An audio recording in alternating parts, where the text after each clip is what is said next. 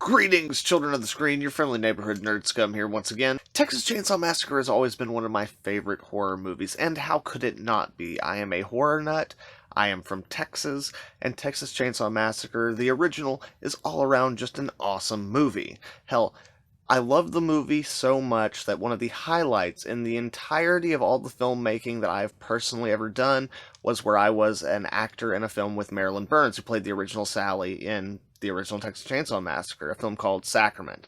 And here's my little shrine to Sacrament that I still have up in my room to this day. So it goes without saying I was going to watch the newest Texas Chainsaw Massacre film that came out this year, and this one's directed by a Texas boy. Now, opinions on this film have been very divided, let's say.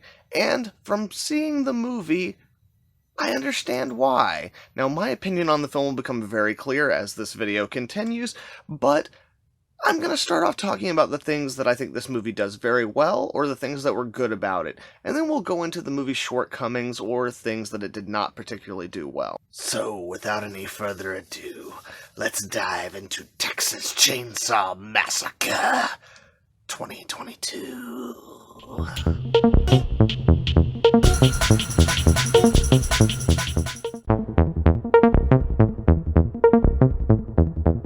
Right on, so starting off with the things that I think really work in this film, I have to say that the film is beautifully shot. The cinematography in the film is absolutely fantastic, and the direction in terms of visual storytelling is very, very much on point. The editing in the film works really well for what it's trying to achieve within any given scene or sequence. And the music for the movie definitely also works. It works very well for the individual sequences, and I would say that overall it is actually a pretty strong score for this film. The director does a great job of, getting the right shots to put the audience in a specific emotional mindset. All in all, I want to say that in terms of technical filmmaking, there are a lot of really great things that are going on in this movie. And again, it's like one of those weird things, because as horror movie fans, we've kind of learned to expect a film that visually is not as rich, or doesn't look as good, or looks a little bit cheaper. But to be honest, with a lot of the Texas Chainsaw Massacre movies, that necessarily hasn't been something we've had to deal with. Yes, the original does look a little bit cheap, and that actually adds to kind of the grimy, kind of grainy feel of the docu-style of it for the time it came out. When we get to like the modern day movies, like the reboot movies, they look beautiful. Like, they've got great cinematography, the editing's a little suspect in places, but again, the Texas Chainsaw Massacre actually has had some pretty good-looking movies, and this one definitely does not fall short in that respect. And specifically, the more suspense-driven sequences in the film work exceedingly well. There were plenty of times when watching this movie where I wasn't sure about something before this sequence or after this sequence, but there was a period of time during these specific sequences that are really all about building tension and building dread, which then lead to the payoff, where I really wasn't thinking about anything else. I was just along for the ride. And that is really the thing that this movie pretty much excels at the most, is combining that great cinematography and the editing and the score into these moments. Like, they are executed fantastically and the highlight of this film.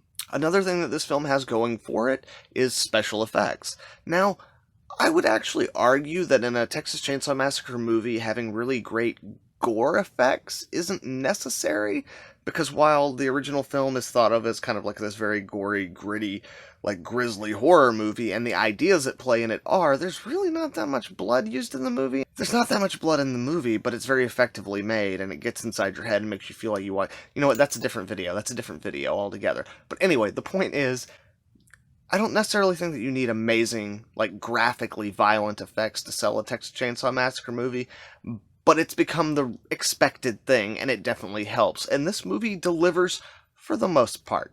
I will say, like, the majority of the effects in this movie, whether they are the CGI effects or the, like, practical effects, work really, really well.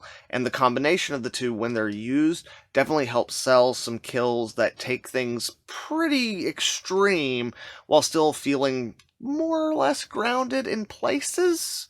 Now, having said that, there are a few times where there are some digital compositing or some just straight up digital blood or some other things like that that do look a little bit goofy and don't really work.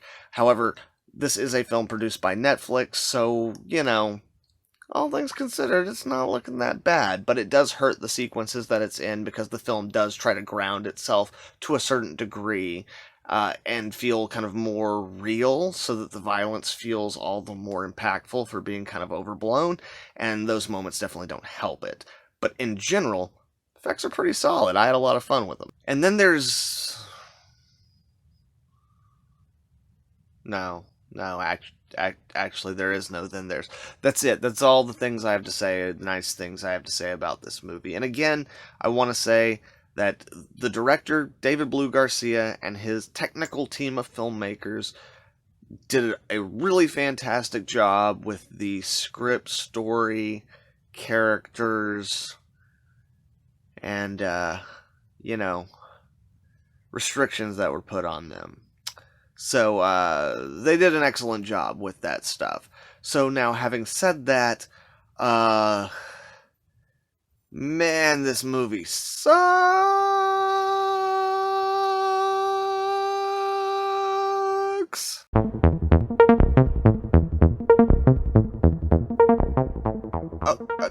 Okay, so here we go. Here's really the biggest problem with this movie. It's a Texas Chainsaw Massacre sequel. Okay? Now, I know that's going to sound odd, but hear me out on this. The biggest problem with this movie is that it sets itself up like a sequel to the original Texas Chainsaw Massacre movie. Which you would think after Texas Chainsaw 3D they would have learned, but I guess not. But you know what? To their credit, they at least got the year that the original event take place in correct this time around. So there's that for them. Okay, yeah. There's a lot of things in this movie that are only really problems because it is setting itself up as a direct sequel to that film. On top of that, the tone and style of this film are very, very, very, very, very different. And there are also aspects of this film that don't actually matter, that are only there to draw it closer to the original film, like the reintroduction of the character of Sally into the story. Who, like, basically you could remove every scene she's in, and it really wouldn't make that big a difference. There are a couple of moments where, like, pivotal things happen that she's a part of, but you could have easily made that, like, almost any other character in this movie, and she could be completely written out. But the bigger problem than Sally is what happened in the, like, 50 years in between the original film and this film, because we never actually get any answers about that. When we come into this movie, Leatherface is living with a woman who had run an orphanage, and she does say at some point that she had also taken in teenagers, so I guess we're supposed to assume that Leatherface was a teenager in the original, and after the events of that, he came there, but that's still leaving a whole lot out as to how he got there. And, or was it like that he started off there, and then somehow, like, the Sawyer family got him?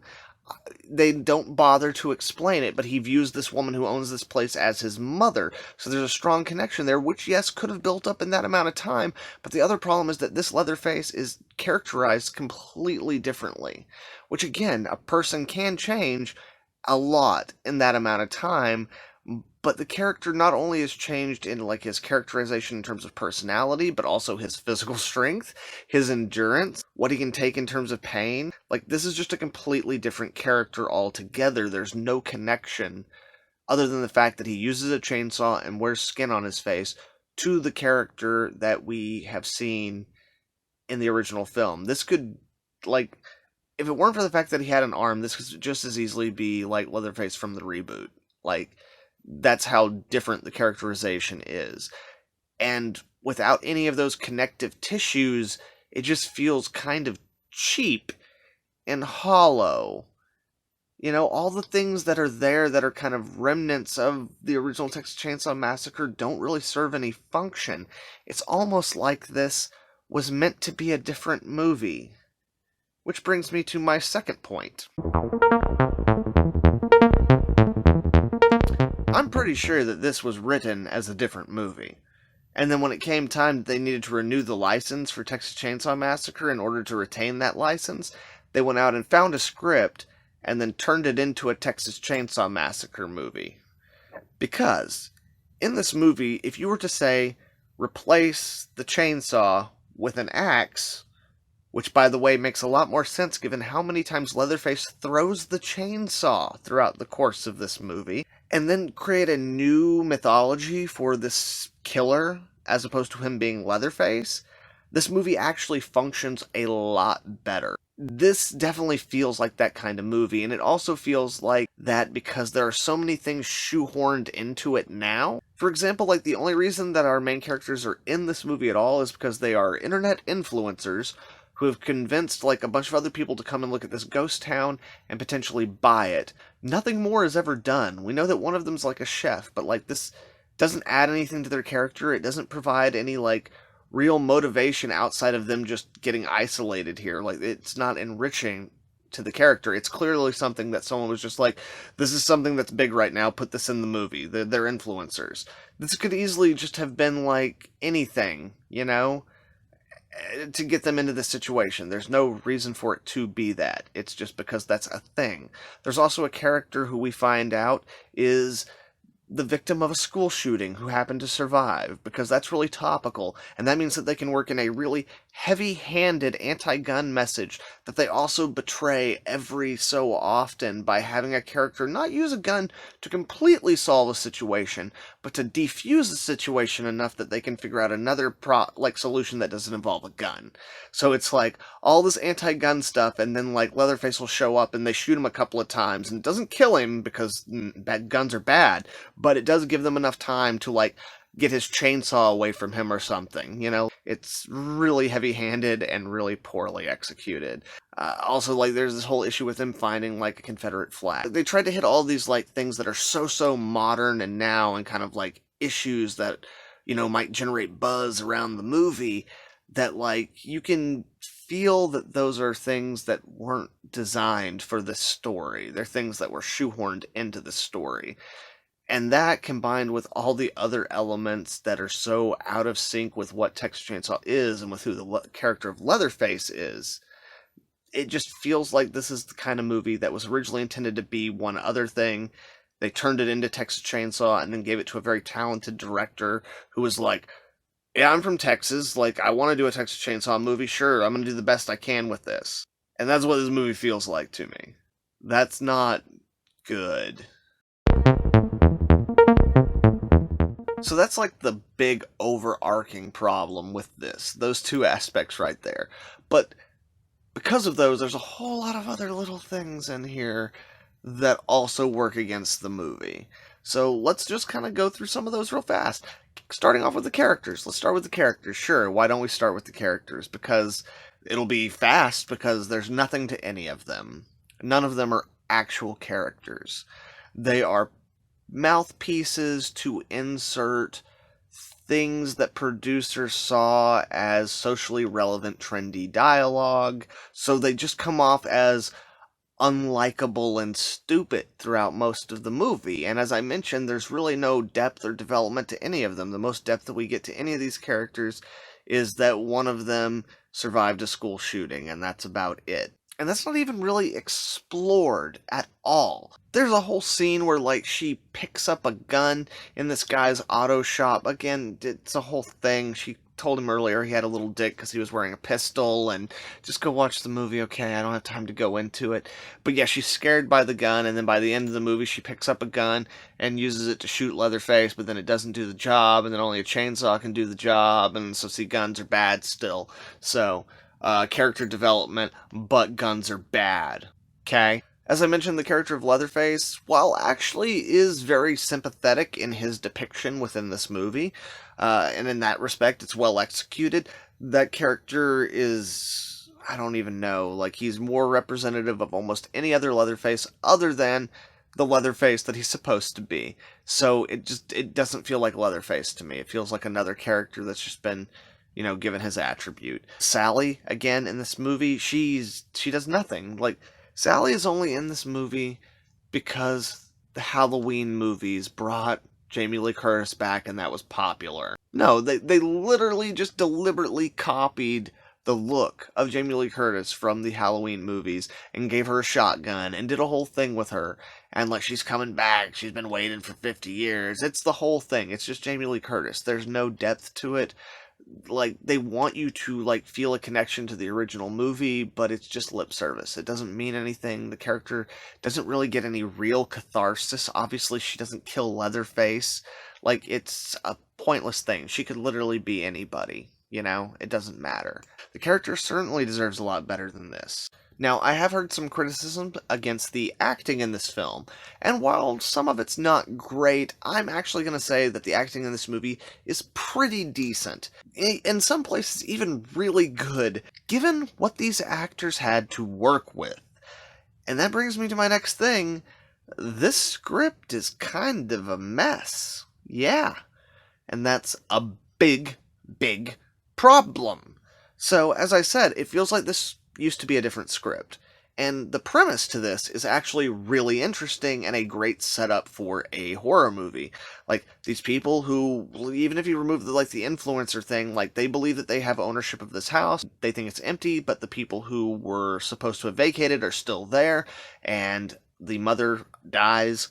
Then the son comes back for revenge. Like, that could be a really interesting setup for this whole movie, but once you get past that setup and some sequences, like some scenarios that are interesting, the rest of the movie is just kind of a mess in terms of story and plot. Like, the plot is almost just non-existent. The moment that Leatherface starts killing people, any remnants of plot there was just goes right out the window, and it becomes just a slaughter fest until the character of Sally arrives.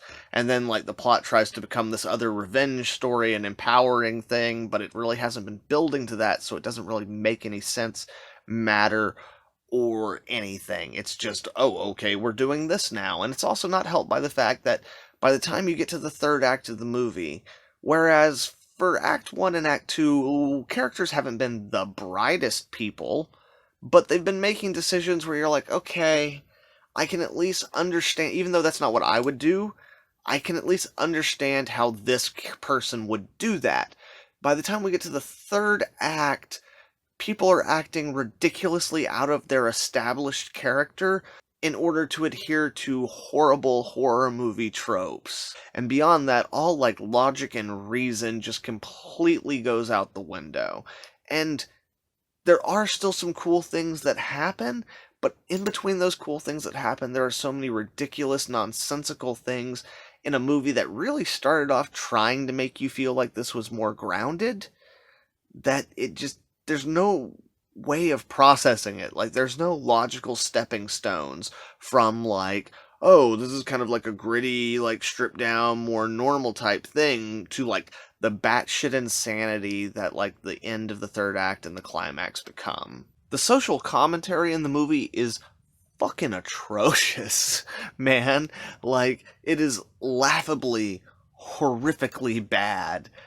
In fact, it's really too much of a compliment to call it social commentary, because social commentary actually has something to comment on. It has a statement to make. Whereas this just kind of takes, like, loose hanging threads of social issues and dangles them in front of your face like you were a cat, so that you can go, ha ha ha, oh, I know what that is. Yeah, come on, let's yeah. You said the thing, you did the thing, oh my god. But in the end, it is all hollow and meaningless and vacant. Like the thing I talked about with, like, the whole gun thing, is like, they set up this, like, very harsh, very heavy-handed anti-gun thing, but then by the third act, when they start falling into all the tropes of horror/action thriller movies, they end up having to rely on guns to keep their story going. Also because they need to mimic the thing from Halloween with, like, Sally coming back as the Laurie Strode character of this movie, so you gotta have the guns in there, because that's part of the iconography that they associate with the success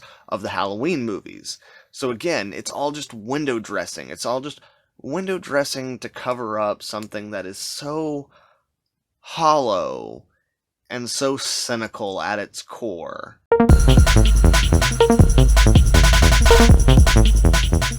there are probably a lot of other little things that I could nitpick to death, but those are really the big issues that I find with this movie, as well as the things that I think it did very, very well. Again, from a technical aspect of filmmaking, I think there's a lot of things that are done very well in this movie, but beyond that, a movie has to be a coherent, logical, and consistent story, unless you're doing some kind of weird art house film. And I'd love to see that Texas Chainsaw Massacre movie, but they're not gonna make that for us. The closest we're gonna get is The Next Generation, and that's not, no, no. But you have to make a movie that makes sense and works, and to a certain degree exceeds above the genre you're trying to create, or at least plays, at par with them. But beyond that, this film, because it has set itself up as a sequel to the original film, there is then an amount of cachet that comes with that, as well as a burden that comes with that. And this film utterly fails in carrying that burden. Now, is it the worst Texas Chainsaw Massacre we've ever had? No, it's not. It's not. Do I hate it? No, I don't hate it. Is it worth a watch? I mean, like, if you got nothing else to do, yeah. Even if you're just, like, wanting to see it for the sake of the cinematography. Like, again, some of the tense sequences in this movie, the tension, the suspense, those kind of things, they work so well that while you're watching them, you'll be very, very into them. Even though you haven't really built up a connection with these characters in a meaningful way where you should care about them.